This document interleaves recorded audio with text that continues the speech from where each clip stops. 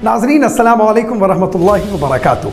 गुज़िश्ता हफ्ते BBC की एक डॉक्यूमेंट्री यानी दस्तावेज़ी फिल्म रिलीज़ हुई है जिसका नाम secrets and deals how Britain left the gulf है। इस दस्तावेज़ी फिल्म में कई चौंका देने वाले इंकशाफात हुए हैं, साथ ही बरतानिया और अरब ममालिक के दरमियान होने वाले खुफिया मुआहदात का राज भी फाश हुआ है। आज के तज्ज़िये में हम जानेंगे कि किस तरह बरतानिया 18वीं सदी से 20वीं सदी के 1967 तक मशरिक़ वस्ता की सियासी बिसात पर अपनी चालें चलता रहा और मशरिक़ वस्ता की सियासी खेल बिगाड़ता रहा। हम ये भी जानेंगे कि किस तरह से अरब कौमियत ने बरतानिया को मशरिक़ वस्ता से बोरिया बिस्तर समेटने पर मजबूर कर दिया।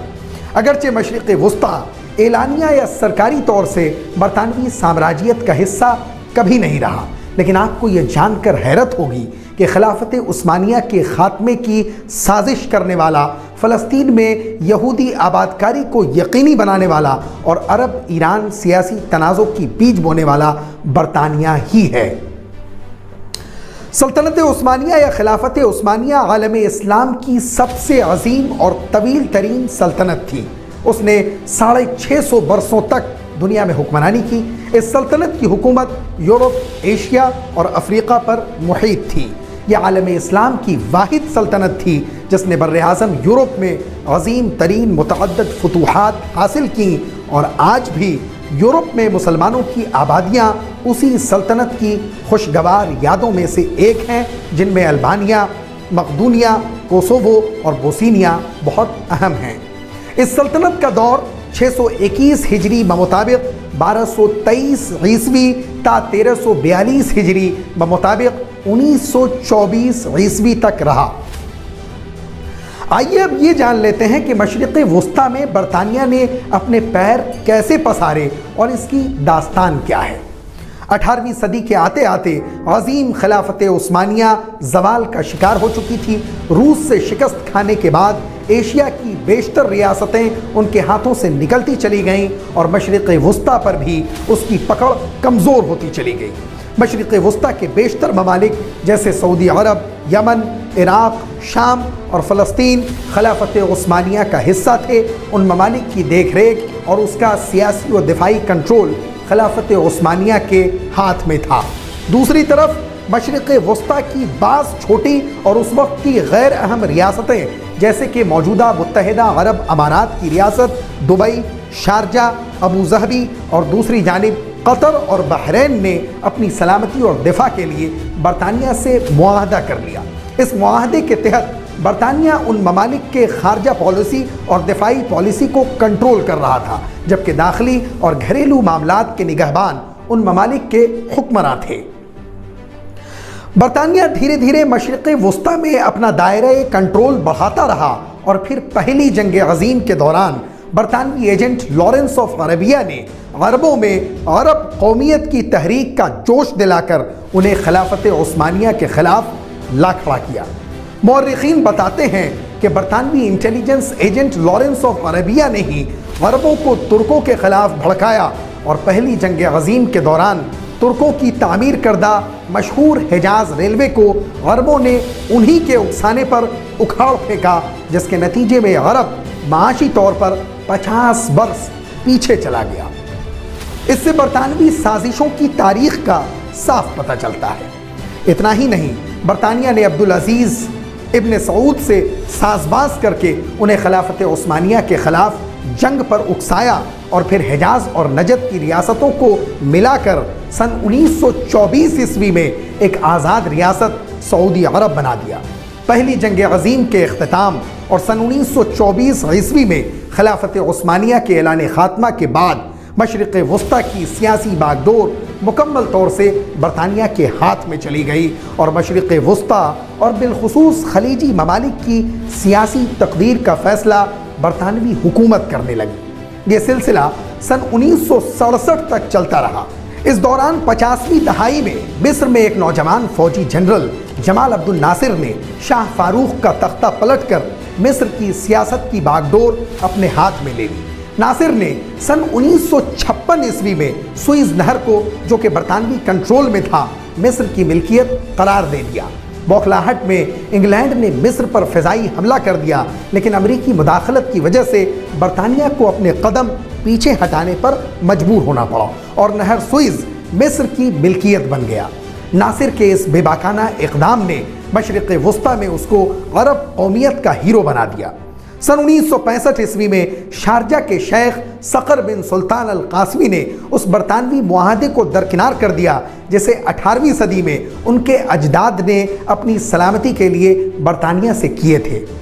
इस डॉक्यूमेंट्री फिल्म में दिखाया गया है कि बरतानिया ने इसके रद्द-ए-अमल में किस तरह से सकर के खिलाफ फौजी बगावत की साजिश की और उन्हें इख्तिदार से बेदखल करके उनके चचाजाद भाई को तख्त पर बिठा दिया। बीबीसी की इस डॉक्यूमेंट्री फिल्म में बताया गया है कि किस तरह बरतानिया ने बगावत का मंसूबा बनाया। सर टेरेंस क्लार्क ने, जो बाद में इराक में बरतानिया के सफ़ीर बने, पहली बार खबर रसां इदारा बीबीसी को बताया कि कैसे इसकी मुनज़्ज़म मंसूबाबंदी की गई और इसे अंजाम तक पहुंचाया गया। सर टेरेंस क्लार्क कहते हैं कि पहले ओमान स्काउट्स का एक दस्ता पहुंचा और सकर के मुहाफिजों को गैर मुसल्लह कर दिया। डिप्टी एजेंट ने शेख सकर को बताया कि हुक्मरान ख़ानदान ने उन्हें हटाने का फैसला किया है। सदमे से शेख सकर उठ खड़े हुए। उन्होंने अपने मुहाफिजों को गैर मुसल्लह बैठे देखा। उस वक्त वो अपने आप को लाचार और बेयारो मददगार महसूस कर रहे थे। बिलाखिर उन्हें इस फैसले को कबूल करना पड़ा। 5 जून सन 1967 ईस्वी को अरब ममालिक और इसराइल के माबैन 6 रोज़ा जंग शुरू हुई, जिसमें बरतानिया और अमेरिका ने इसराइल की खुफिया मदद की। ये जंग यूं तो सिर्फ 6 दिन तक जारी रही थी, लेकिन इसने मशरिक़ वुस्ता और अरब इसराइल तनाज़ुर के मुस्तक़बिल का रुख तय कर दिया था। अमेरिका और बरतानिया की मदद से इसराइल ने मशरिक़ी यरूशलेम, गोलान की पहाड़ियों और सीनाए सहरा के बहुत से इलाके पर कब्जा कर लिया था। इसके रद्द-ए-अमल में सऊदी अरब के उस वक्त के हुक्मरान शाह फैसल ने मगरबी ममालिक को तेल की सप्लाई बंद कर दी थी।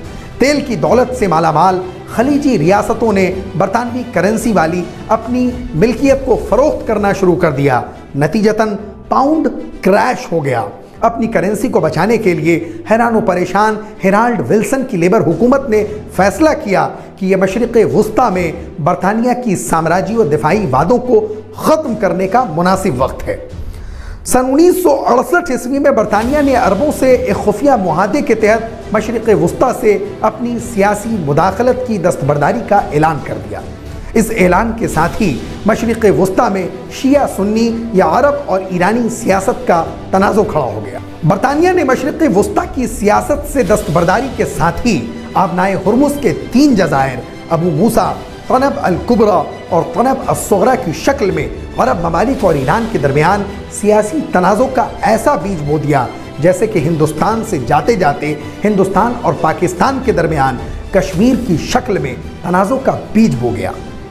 बीबीसी की documentary film secrets and deals how Britain left the gulf में इस बात की तफसीलात शामिल हैं कि उसने ईरान को किस तरह मुतनाज़े जजीरों के कंट्रोल में छोड़ा। साथ ही इसमें बरतानवी मंसूबाबंद बगावत के आंखों देखे गवाहान के बयानात को भी शामिल किया गया है।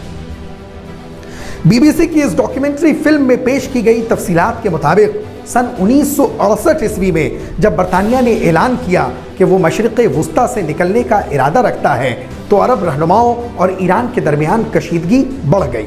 तनाज़ो का मरकज़ बहरैन और आबनाए हुर्मुज़ के करीब वाक़े 3 छोटे लेकिन अस्करी लिहाज से अहम जजीरे अबू मूसा और तनब अल कुबरा और तनब अस-सुग़रा थे। एक खुफिया नोट के मुताबिक मशरिक़ वुस्ता से बरतानिया के इनखला पर ईरान के शाह का मौक़िफ़ पुख्ता था।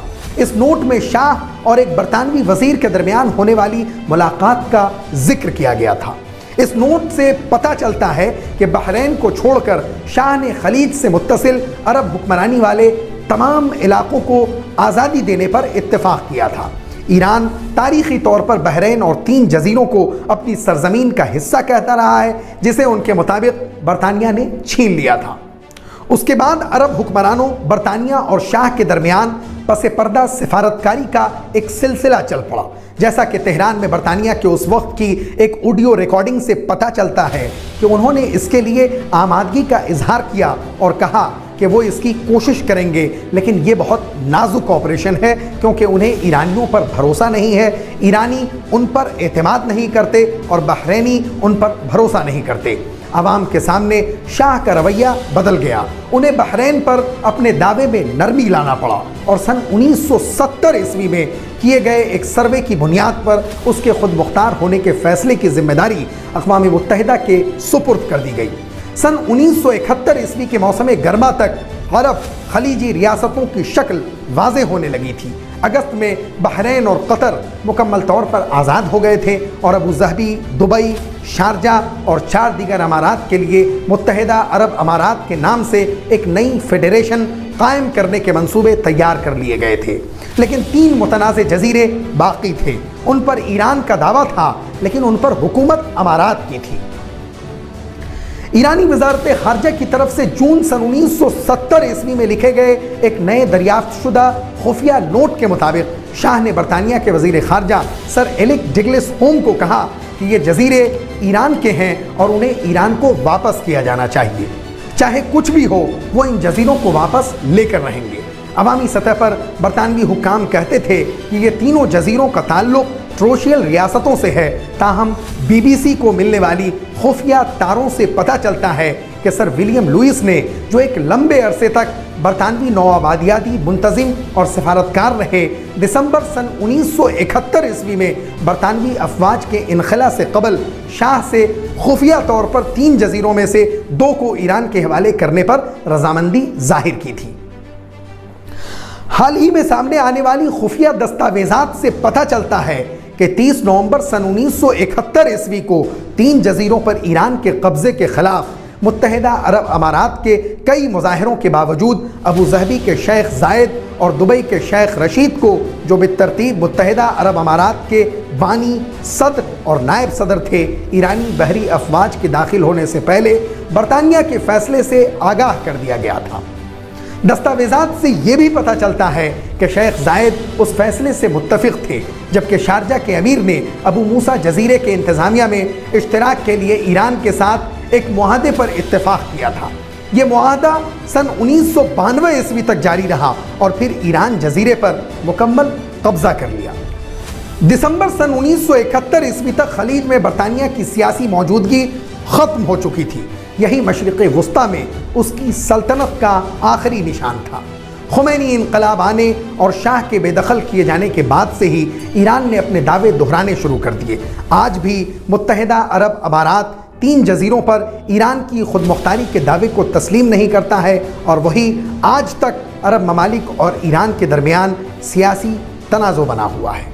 ناظرین، اس طرح کے تجزیے، تبصرے اور روزانہ دن بھر کی تمام بڑی خبروں کو دیکھنے کے لیے اگر اب تک آپ نے فکر و نظر آفیشیل کو سبسکرائب نہیں کیا ہے تو فوراً کر دیجئے، بیل آئیکن بھی دبا دیجئے اور اس تجزیے کو شیئر کرنا بالکل نہ بھولیے۔ شکریہ۔